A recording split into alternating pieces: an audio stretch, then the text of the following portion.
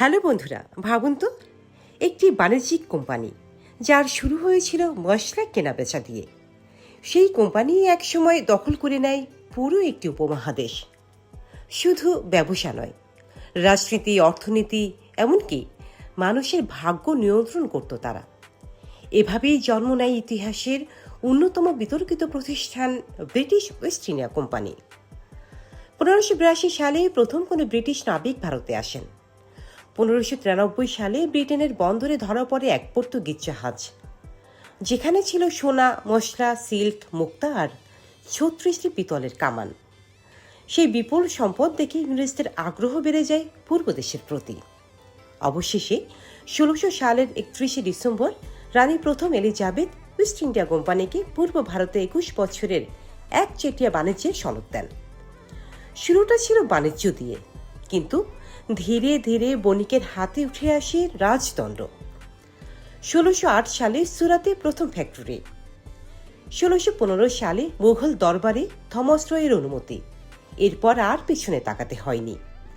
1757 সালে পলাশির যুদ্ধ ছিল মোড় ঘোরানোর মুহূর্ত। নবাব সিরাজউদ্দৌলার পরাজয়ের মধ্য দিয়ে শুরু হয় ইংরেজ শাসন। তারপর আসে বক্সারের যুদ্ধ। ইংরেজরা অযোধ্যা, বেনারস, এলাহাবাদ দখল করে নেয়। মুঘল সাম্রাজ্যের পতন আর অভ্যন্তরীণ বিভক্তির সুযোগে কোম্পানি গড়ে তোলে নিজস্ব সেনাবাহিনী। বহু ভারতীয় সিপাহী নিয়োগ করা হয়। একসময় তারা শুধু ব্যবসায়ী নয়, হয়ে ওঠে শাসক। অর্থনীতির ক্ষেত্রেও চালানো হয় কৌশলী শোষণ। প্রথমে রৌপ্য মুদ্রা দিয়ে পণ্য কেনা হলেও 1765 সালের পর কোম্পানি কর আদায়ের টাকা দিয়েই ভারতীয়দের কাছ থেকে পণ্য কিনতে শুরু করে। অর্থাৎ জনগণের কাছ থেকে নেওয়া টাকাতেই তাদের পণ্য নেওয়া হতো প্রায় বিনামূল্যে। অর্থনীতিবিদ উষা পাটনায়কের গবেষণা অনুযায়ী 173 বছরে ব্রিটেন ভারত থেকে প্রায় 45 লাখ কোটি ডলার সমমূল্যের সম্পদ সরিয়ে নেয়, যেখানে গোলমরিচ, কাপড় ও চা ছিল প্রধান পণ্য। 1777 সালে তৈরি হয় কোম্পানির প্রধান কার্যালয়। মাত্র 35 জন স্থায়ী কর্মচারী নিয়ে লন্ডন থেকে পরিচালিত হতো বিশাল এই সাম্রাজ্য।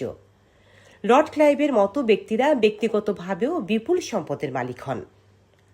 তিনি 1853 সালে লিখেছিলেন, ভারত থেকে ইংল্যান্ড যে ধন নিয়ে গেছে তা সামান্য বাণিজ্যের ফল নয়, বরং প্রত্যক্ষ শোষণের ফল।